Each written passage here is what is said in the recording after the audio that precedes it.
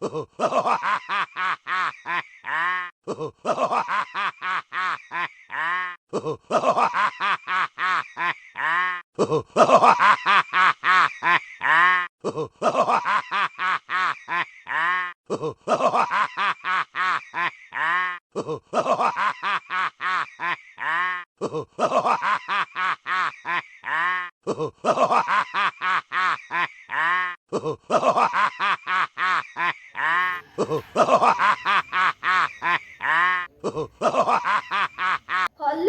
ले लो फल कल का ताजा फल ले लो फल ताजा फल ले लो फल कल का ताजा फल ले लो फल कल का ताजा फल ले लो फल कल का ताजा फल।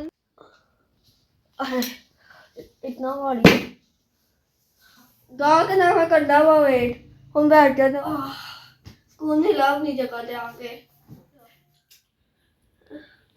तेरा अभी तोड़ देना घर वाला ने मैंने निकाल दी है हम की करा मैं अकेला होएगा मैं ना पता नहीं एक रिश्तेदार और घर वाले किधर है और ग्राहक ना वेट करना हुआ याला मैंने अच्छा ग्राहक भेज दिया आज तो रोजी लग जाए ग्राहक का वेट करना यही समान है गए ऐसे को महीना निकालना कल का ताज़ा है गया अगर कोई है बंदा ले जाए तो मैनू अच्छी खासी हो जाए मैं घर से चला सका बच्चे ने मेरे सारे ने मेरे घर कुछ नहीं दिया मैनू तो मेरी अन्नी 5-6 बीवियाँ उन्हें बच्चे ने निकाल दी तो उन्हें याला तू ही कुछ करी अच्छा करा भेजे तो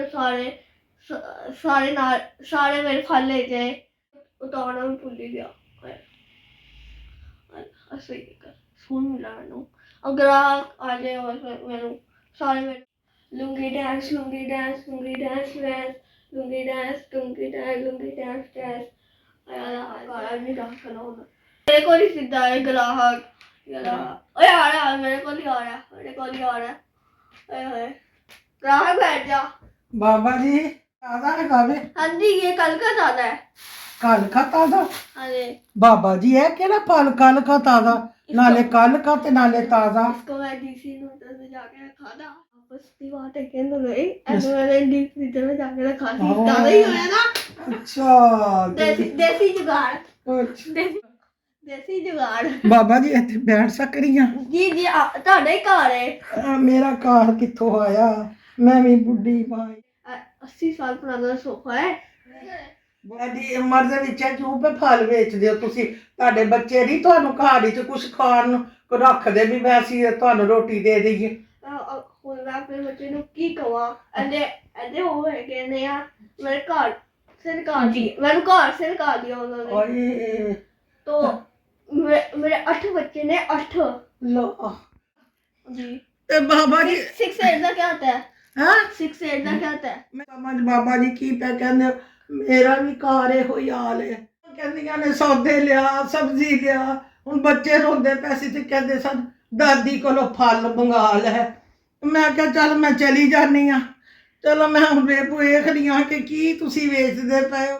मैं पहला विआह किया सी 1478 ਦੇ ਵਿੱਚ ਅੱਛਾ ਉਹ बीवी तो कब ये 2020 ਤੇ ਆ ਕੇ ਉਮਰ ये ਅੱਛਾ इतनी मैं तो कितने साल का हूँ मेरी एज तो नहीं है 508 साल है 508 ਸਾਲ ਬਾਬਾ ਜੀ ਤੁਹਾਨੂੰ ਤੇ ਫਿਰ ਇੱਥੇ ਦੁਨੀਆ ਤੇ ਰਹਿਣਾ ਹੀ ਨਹੀਂ ਚਾਹੀਦਾ जी अल्लाह रस्त करम है ਅੱਲਾ ਨੇ ਤੁਹਾਨੂੰ ਸਿਹਤ ਤੇ ਲੱਗਦਾ ਸਹੀ ਦਿੱਤੀ ਹੋਈ ਹੈ जी बीवी सी ਉਹਨੇ ਮੈਨੂੰ ਇੰਨਾ ਤੰਗ ਕੀਤਾ ਉਹਨੇ ਮੈਨੂੰ ਘਰ ਤੋਂ ਬਾਹਰ ਕਰ ਮੈਨੂੰ ਚਾਹੀਏ ਸੀ ਨਾ ਨੂੰ ਘਰ ਤੋਂ ਬਾਹਰ ਵਾਲੀ ਤੇ ਉਹਨੇ ਮੈਨੂੰ ਕਾਲੀ ਪੁਲਿਸ ਨੂੰ ਲਾ ਕੇ ਤੀਸਰੀ ਨੇ ਮੈਂ ਬਾਥਰੂਮ ਦੇ ਵਿੱਚ ਗਿਆ ਠੀਕ ਹੈ ਉਹਨੇ ਪਿੱਛੇ ਟੰਕੀ ਬੰਦ ਕਰ ਦਿੱਤੀ ਹੁਣ ਕੀ ਕਰਾਂ ਮੈਂ ਉਹਨੂੰ ਮੈਂ ਉਹਨੇ ਵੀ ਮੈਨੂੰ ਫੜ ਕਰ ਦਿਆ ਉਹਨੇ ਕਹਾ ਮੈਂ ਜੋ ਉਹ ਬਾਥਰੂਮ ਦੇ ਵਿੱਚ ਕਿ ਮੈਂ ਉਹਦੀ ਗਈ ਉਹਨੇ ਮੈਨੂੰ ਬਾਥਰੂਮ ਨਿਕਾਲ ਦਿਆ ਜਦੋਂ ਉਹਨੇ ਤੁਹਾਨੂੰ ਬੰਦ ਕੀਤਾ ਤੇ ਤੁਸੀਂ ਬੰਦ ਕੀਤਾ ਤੇ ਉਹਨੇ ਤੁਹਾਨੂੰ ਬਾਹਰ ਕੱਢ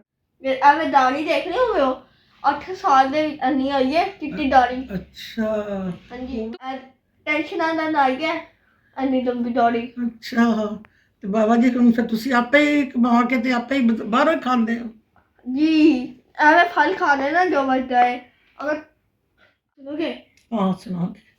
ਕਿਸੇ ਨੂੰ ਨਾ ਬਤਾਣਾ ਤੂੰ। ਨਹੀਂ ਦੱਸਦੀ, ਨਹੀਂ ਦੱਸਦੀ ਬਾਬਾ ਜੀ, ਤੁਸੀਂ ਕਰੋ, ਮੈਂ ਤੁਹਾਡੀ ਭੈਣ ਹਾਂ। ਮੇਰੇ लिए रिश्ता ढूंढोगे कोई?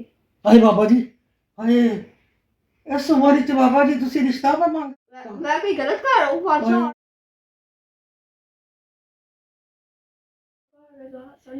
ਬਾਬਾ ਜੀ ਤੁਸੀਂ ਤੇ ਅੱਜ ਕੱਲ ਦੇ ਜ਼ਮਾਨੇ ਦੇ ਹੈਗੇ ਹੋ, ਮੈਂ ਤੇ ਕਿਹਾ ਸੀ ਤੁਸੀਂ ਹਿੰਮਤ ਤੁਹਾਡੇ ਚ ਨਹੀਂ ਹੋਣੀ, ਤੁਹਾਡੇ ਤੇ ਬੜੀ ਹਿੰਮਤ ਹੈਗੀ ਹੈ। ਅੱਛਾ ਮੈਂ ਦੇਖਾਂਗੀ, ਮੈਂ ਕੋਸ਼ਿਸ਼ ਕਰਨੀ ਆ, ਕੋਈ ਜ਼ਰੂਰਤਮੰਦ ਹੋਏਗੀ ਤੇ ਤੁਸੀਂ। दिल जवान होना चाहिए। ਬਾਬਾ ਜੀ ਤੁਸੀਂ ਤੇ ਬੜੇ ਹੀ ਠਰਕੀ ਲੱਗਦੇ ਹੋ। ਤੁਹਾਨੂੰ ਵਿਆਹ ਦਾ ਅਜੇ ਵੀ ਤੁਹਾਨੂੰ ਵਿਆਹ ਦਾ ਰਹਿ ਗਈ ਕੋਈ ਕਸਰ, ਠੀਕ ਹੈ ਤੁਸੀਂ ਕਮਾ ਸਕਦੇ ਹੋ। 150 रुपए ਦੇ ਦਰਜਨ ਹੈਗੇ ਆ, ਤੁਹਾਨੂੰ ਪਤਾ ਕਿ 100 ਰੁਪਏ ਦੇ ਦਰਜਨ ਦੇ ਹੋਗਾ। ਅੱਛਾ 200 ਰੁਪਏ ਦੇ ਕਿਲੋ ਹੈਗੇ ਆ, ਅੱਛਾ ਤੁਹਾਨੂੰ 150 ਰੁਪਏ ਦੇ ਦਊਂਗਾ। ਅੱਛਾ ਦਿਓ, ਮਿਹਰਬਾਨੀ ਇਹ ਤੁਹਾਡੀ। ਵੇਖੋ ਇਹ ਮੇਰੇ ਗਾਉਂ ਦਾ ਹੈਗਾ। ਅੱਛਾ ਗਾਉਂ ਦੀਆਂ ਘਰ ਦੇ ਬਾਗ ਦੀਆਂ ਨੇ? ਨਹੀਂ ਘਰ ਦੇ, ਮੇਰੇ ਘਰ ਵਾਲੇ ਨੇ ਨਾ ਮੈਨੂੰ ਘਰ ਦਿੱਤਾ ਹੋਇਆ। ਹੁਣ ਮੈਂ ਅਕੇਲਾ ਹੀ ਹੈਗਾ ਤੇ ਦੁਨੀਆ ਵਿੱਚ ਕੋਈ ਨਹੀਂ ਹੈਗਾ ਮੇਰਾ। ਮੇਰੀਆਂ ਨੂੰਹਾਂ ਨੇ ਤੇ ਮੇਰਾ ਉਹਨਾਂ ਨੇ ਘਰ ਸਾਰਾ ਸੰਭਾਲ ਛੱਡਿਆ, ਆਪਣੇ ਘਰ ਸਾਰੇ ਦੇ ਵਿੱਚ ਮਾਲਕ ਬਣ ਗਈਆਂ ਨੇ ਤੇ ਮੈਨੂੰ ਸੌਦਿਆਂ ਦੇ ਉੱਤੇ ਲਾ ਦਿੱਤਾ ਹੋਇਆ। ਤੁਹਾਡੇ ਬੇਟੇ ਕਿੰਨੇ ਆ? ਹਾਂ ਮੇਰੇ ਬੇਟੇ 3 ਨੇ। 100 ਰੁਪਇਆ ਇਹ ਮੈਨੂੰ ਇੰਨੇ ਪੈਸੇ ਉਹਨਾਂ ਨੇ ਦਿੱਤੇ ਨੇ। 100 ਰੁਪਇਆ ਇਹ ਬੜਾ ਪਕੜੋ ਬਾਬਾ ਜੀ, ਇਹ 50, ਇਹ 60, ਇਹ 70, 80। बच्चों के केले असली फ्री देते हैं, थोड़े कम रेट देते ताकि तू मेरे लिए रिश्ता ढूंढ दे। बिल्कुल मैं जरूर देखांगी अपने भरा ने। ऐसा वर्ड विच ते साथी दी जरूरत ही होती है। हाँ मैं समझ रही हूं ताड़ा भी कोई नहीं, मैं जरूर इंशाअल्लाह ताला मैं जरूर देख के दसांगी।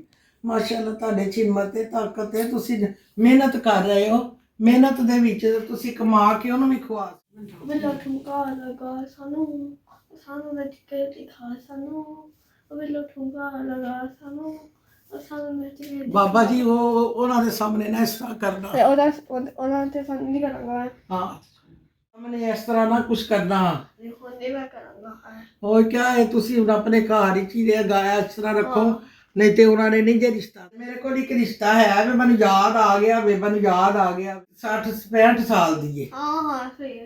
हाँ ते जे वो भी ना हांडी रोटी कर सकी ते फिर की करोगे? फिर ओनू भी बाजारों लिया के खुआओगे? ओनू भी निकाल दूंगा, ओनू मैं निकाल दूंगा। चलो ओनू फिर ओनू भी निकाल दोगे। शर्ट हैगी है की हैगी है और 6 मुंडियां ने मैनू कड्डिया, ओनू मैं कड्डांगा। क्यों ओनू क्यों कड्डोगे? अगर वो खाना नहीं बनाएगी मैनू। अच्छा नहीं मैं कहांगी उन्होंने भी पूछ लांगी भी खाना बना देगी ना बाबा जी नू ना। अल्लाह मदद करन वाला वे, अल्लाह ताला कोई तुहाडा सिलसिला जरूर बना देगा, तुहाडे बुढ़ापे दे टाइम दे ते अल्लाह जरूर मदद करेगा। कोई इहो जी समझदार कुड़ी आ जाए, बुढ़ी आ जाएगी जेड़ी ना रोवो बाबा जी, ना रोवो, मेरे दिल नू कुछ हुंदा वे ना, बुढ़ापे च बाबा जी ना रोवो। बाबा जी मैनू भी रोना आ गया ना, इंसान की हुंदा जिंदगी ना बाबा जी ना रवो। मन बड़ा दुख हो रहा वे कि इस उम्र दे विच आके तुहानू पुत्तरां ने धीआं ने तुहानू बुढ़ियां ने धोखा दिता।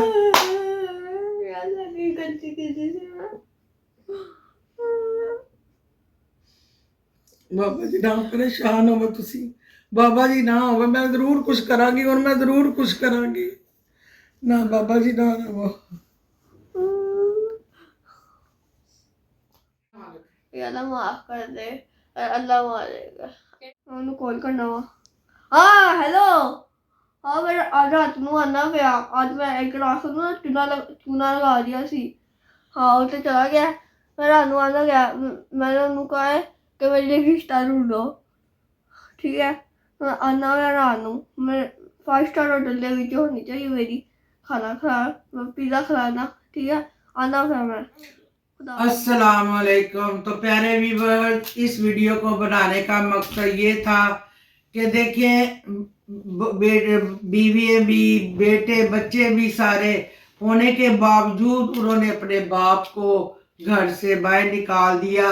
کہ خود ہی کماؤ اور خود ہی کھاؤ. تو یہ اولاد کا حال ہے. دیکھیں کتنے دکھ کی بات ہے. تو یہ ایک سبق ہے ان لڑکوں کے لیے جو اپنے پیرنٹس کو اینڈ پہ یہ حال کر دیتے ہیں. وہی پیرنٹس ہوتے ہیں جو اپنی اولاد کے لیے سب کچھ قربان کرتے ہیں. لیکن جو بہت سے بلکہ 75% لڑکے ایسے ہیں جو اپنے ماں باپ کا یہ حال کرتے ہیں. تو خدا کے لیے ایسا نہ خدمت کر لو, اپنے ماں باپ کی عزت کر لو, ان کا ادب کر لو اور ان سے دعائیں حاصل کر لو. بڑھاپے کا خیال کرو. ان کے اگر وہ پیدائش میں آپ کو سنبھالا ماں بنا تو بڑھاپے میں تو آپ کا فرض ہے نا. تو یہ صرف میں نے اسٹوری بنائی ہے ایک ان لڑکوں کے لیے جو اپنے والدین کا یہ حال کر دیتے ہیں. اب بابا جی دیکھیے اتنا سا پھل لے کے بیٹھے ہوئے ہیں. یہ بیچیں گے, پیسے ہوں گے تو اس میں سے کھانا بھی کھائیں گے, پھر پھل لے کے آئیں گے. تو یہ کہ ان کی زندگی, پھر وہ مجبور ہو جاتے ہیں. اپنے بڑھاپے کو سنبھالنے کے لیے کوئی نہیں ہوتا تو پھر وہ ایرا غیرہ کوئی ادھر ادھر, پھر وہ کہتے ہیں کہ میرا کوئی رشتہ کرا دو تاکہ میں بڑھاپے میں چلو گھر کی اور کچھ نہیں روٹی تو کھاؤں نا. تو یہی حال ان بابا جی کا ہے. اور ان کے سب میں نے بابا جی کی حالت دیکھی ہے کہ یہ بیچارے بیٹھے ہوئے ہیں پتہ نہیں کب سے. پہلے ویورس تو امید کرتا ہوں کہ آپ کو یہ ویڈیو اچھی لگی ہوگی. سبق آپ نے سن لی ہے. اب ایسا نہ کیا کریں بیچارے بوڑھے باپوں کے ساتھ.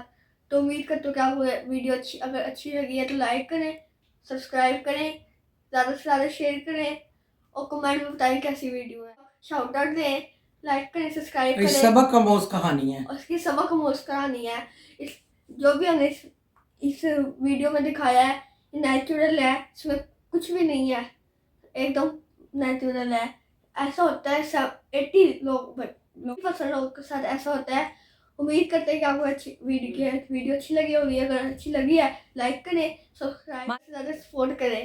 ان کو بھی سپورٹ کی ضرورت ہے کیونکہ یہ ماں جی نے ہی یہ چیز دیکھ کے دنیا کے حالات, تو ماں جی نے ہی ویڈیو کو تیار کروایا ہے. یہ حالات جو چل رہے ہیں آج کل, آپ نے یوٹیوب پہ دیکھ رہے ہوں گے کہ کسی نہ کسی کو نکال دیا. آپ کو پتا ہے عمران خان کو گولیاں کیسے لگی ہیں, کسی ماں کے بیٹے نے ایسا کیا نا. اس لیے تو اپنی شیئر کریں اور کمنٹ اچھے کریں, بھر دیں کمنٹ, پورے کمنٹ آپ فل واچ کیا کریں, ابھی نہ چھوڑا نہ کریں. ٹھیک ہے, آپ کو اس ویڈیو میں بہت مزہ آئے گا. اینڈ تک آپ نے دیکھنی ہے. ٹھیک ہے, اوکے, خدا حافظ. چلیں جی, میری طرف سے بھی خدا حافظ. مجھے دعا میں یاد رکھیے, میں بھی آپ کے لیے دعا کروں گی اور ان بیٹوں کے لیے دعا کروں گی. اللہ پاک سب کو ہدایت دے اور اس طرح اپنے پیرنٹس کے ساتھ نہ کریں. تو میری طرف سے خدا حافظ. السلام علیکم.